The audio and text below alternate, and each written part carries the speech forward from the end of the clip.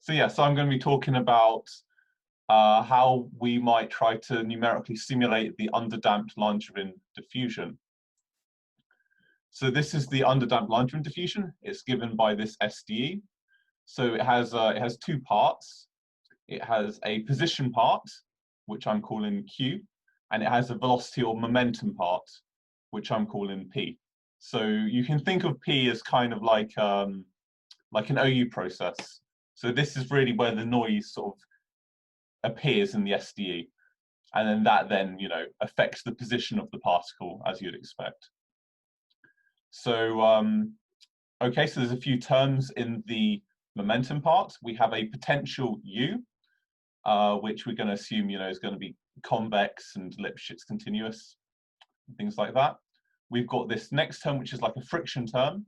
So this is slowing the particle down.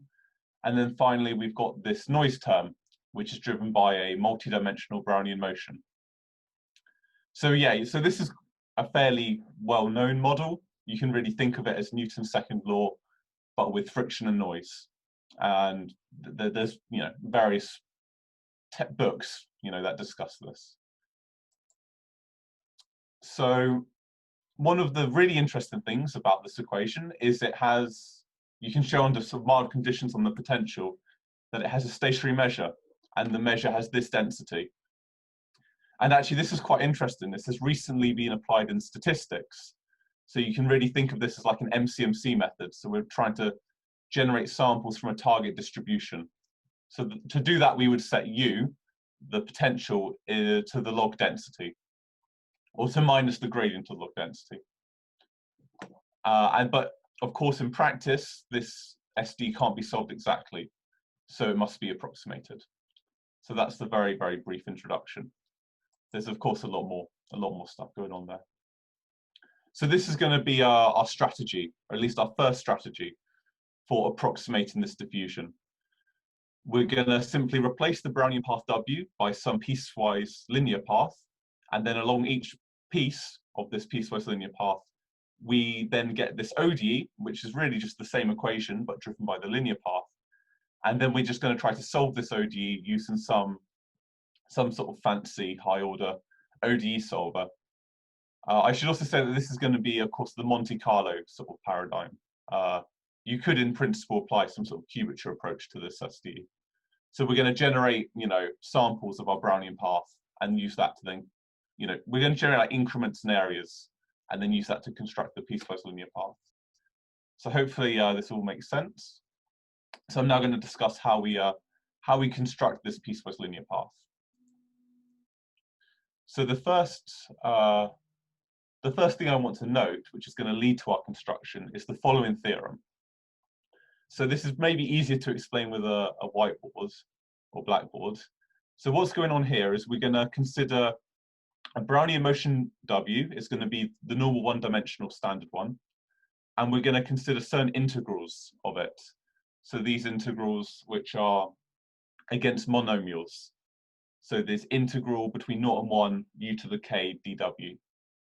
So when k is 0, this is simply just the increments of the Brownian motion. This is just W1. But then when k is 1, we have like a time area, and then when k is 2, we have like a higher order time area. So for those of you familiar with the signature, you can see that these integrals actually correspond to iterated integrals of Brownian motion against time. So then we generate 3 of these quantities, and then using that we can define a cubic. So a cubic polynomial is defined by 4 bits of information, and here that information is it's got a root at 0, and then it matches these 3 integrals. And then so we have our cubic polynomial, we have our Brownian motion, and in some sense these things are close to each other. So the cubic is a good approximation of the Brownian motion. So this theorem says that the Brownian motion is this cubic polynomial plus independent noise, and we can work out the covariance function for this Gaussian process Z. It obviously has mean 0. So I should also say that this is not just for cubic polynomials. This is just a general fact with Brownian motion and polynomials. So the easiest example is the linear case. Brownian motion is a linear function plus the Brownian bridge, which we know is independent.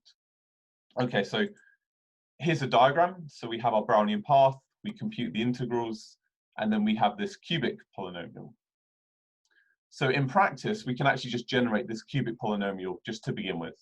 We won't need to generate the blue line. So then what we're going to do is we're going to construct our piecewise linear path W hat to somehow resemble this cubic.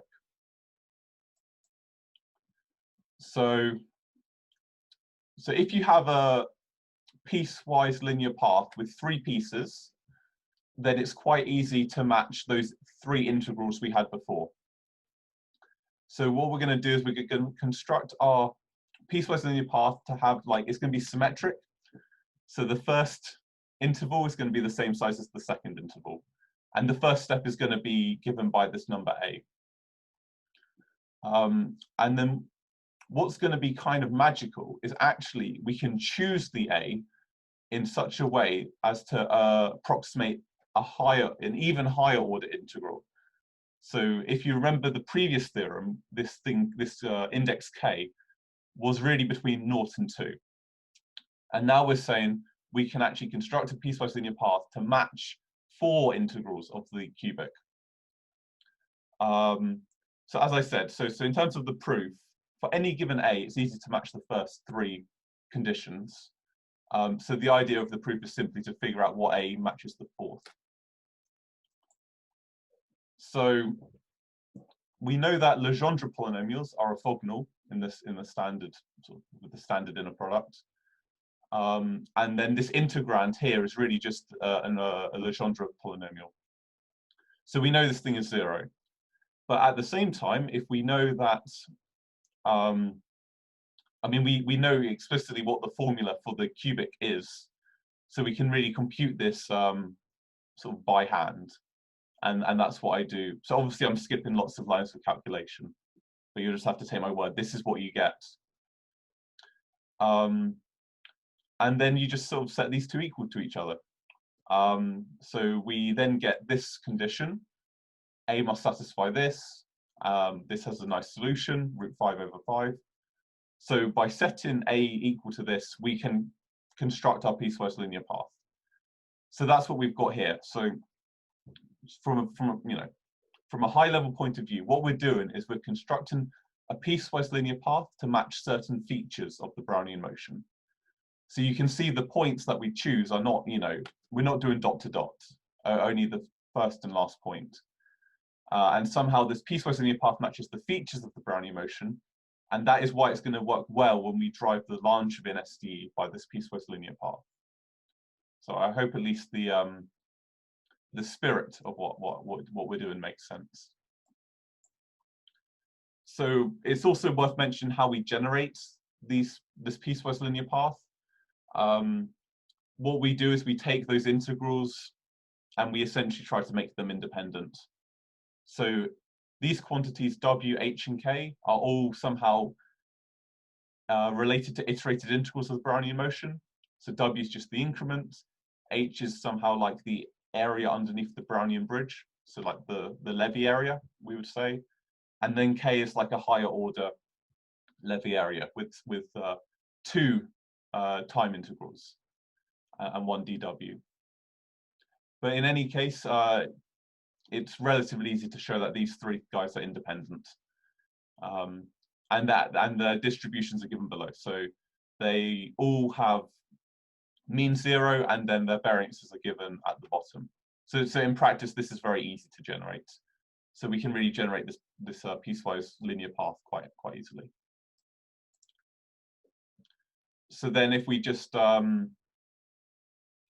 really just take the formula for the piecewise linear path, this is what we get. We generate W, H, and K. We define these numbers A, B, and C as so. And then the piecewise linear path we get matches all these areas of the cubic polynomial. And as a result, we have the thing right at the bottom, that the integral of t² times W hat is the expectation of the same quantity for Brownian motion. So this is, you can just see this with linearity of integration. So you take the right-hand side, you put the expectation through the integral, and then that then converts the W into the cubic approximation. In any case, here's another diagram. So we have our Brownian motion in blue, our piecewise linear approximation in orange. And the key thing to note is if we did the standard piecewise linear approximation, we'd really not be doing a good job because we'd completely miss in the middle bit where it sort of dips down. So the orange line somehow takes that into consideration. So in terms of for our actual numerical simulation, we're going to use a constant step size, but you know, variable step size is certainly something to think about for future work. Okay, so now maybe back to the SDE. So why have we constructed the piecewise linear path, you know, to match these integrals? There are certainly other iterated integrals that appear more generally for SDEs. And the reason is really something about the structure of this SDE. When you do the Taylor expansion, which I've sort of informally done, all these missing terms, I assure you can fill in with various things involving the derivatives of the vector fields. But when you do this, the iterated integrals that appear are precisely the ones we've matched by our piecewise linear path. So we've got W, the increments, the integral of W against time, and then these iterated integrals, and then some sort of high order remainder. So in terms of the error analysis, these are currently conjectures, but I'm very confident I'll be able to write it all up formally. It's just an incredibly long calculation. I think one of the reasons why this is new is no one's really sat down and done a full Taylor expansion of the SDE. It's kind of long. But anyway, so if we assume F is Lipschitz and its first two derivatives are Lipschitz, then we can actually prove a really nice local error estimate, which is somewhat surprising, but you'll just have to take my word for it. To do this, we do need to assume a sort of L2 bound on the momentum and the potential hitting the position. But this L2 bound is satisfied under convexity assumptions on the potential. So yeah, so these L2 bounds are satisfied if U is a strongly convex potential. So another thing which I don't really have a lot of time to talk about is this exponential contractivity of this diffusion. So this is actually quite a recent result. I think this was 2017. But this is really, I mean, this is quite easy to show for the overdamped diffusion. And it's really not too obvious for the underdamped. But it's very helpful. And it really allows you to go from that local error estimate to a global one. So again, you're going to have to take my word a bit. The reason why we start the true diffusion from pi, where pi is the invariant distribution, is partly to get the proof to work, but also because in the MCMC context, which most of this recent work has been done in, you consider the difference between your distribution of your solution and the invariant distribution. So you don't care as much for the strong error, which is the way I'm presenting it. But in any case, the result, which is quite remarkable, is that the initial distance between your approximation and the true solution, that affects the error, but it sort of has this exponential decay, which is really great. And that means that the invariant distribution of the approximation is going to be very close to the invariant distribution of the true solution. And in fact, this is a third order convergence rate. Again, this is something where, I mean, this conjecture would follow immediately from the previous one, the hard bit's the local error estimate. So another thing which, again, sadly I don't have time to mention, is there's also another way of doing things, and this has happened a little more recently. So the current method that I showed you involves solving 3 ODEs, right? We have a piecewise linear path with 3 pieces, so we solve 3 ODEs. So the question is, can we do this sort of approach with ODEs, but in a somehow cheaper manner? So we only have to solve 1 ODE on each step. And this is actually possible. So the numerical method I've described here is sort of very hard to see how why this is also a good idea, but we somehow do an adjustment to the approximation. We solve along the linear ODE, and then we do a final adjustment. So the way this is derived is actually from something called the log ODE method. So if you set this variable k equal to 0, then you can show with just a change of variable that this is the log ODE method. So if you're familiar with that, then maybe that will give you some intuition. But anyway, so from what we can tell, these small adjustments really have a profound impact on the Taylor expansion, and this allows us to match all the various integrals we want. So yeah, so from a very crude point of view, it is going to be roughly 3 times cheaper. We just simply are solving 1 ODE on each step instead of 3.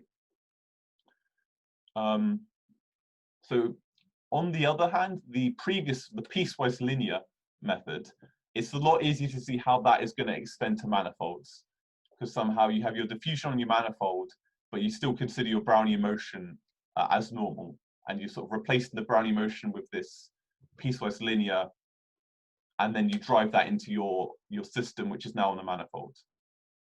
I do think going forwards we could make these adjustments so they sort of work in the manifold setting, but this is going to be future work. And James, those can.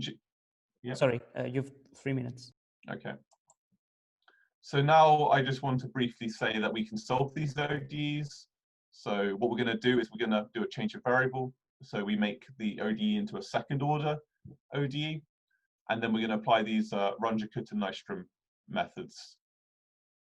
So this is the change of variable. It's sort of fairly elementary to make it into a second order ODE.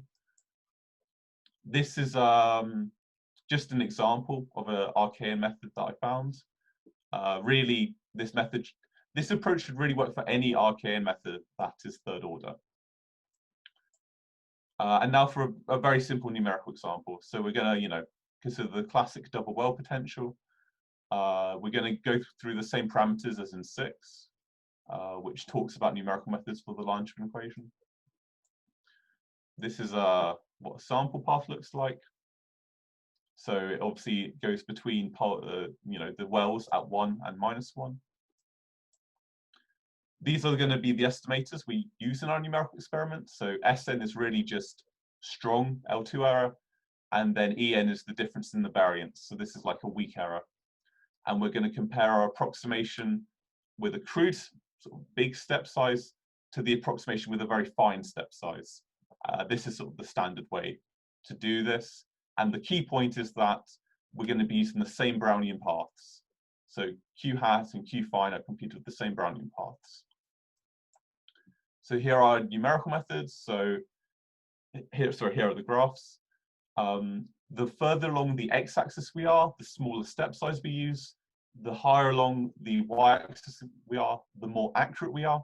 This is a log-log plot, so the gradient of the lines are really the order of convergence. The thing in blue is the piecewise linear method, which I've spent most time talking about.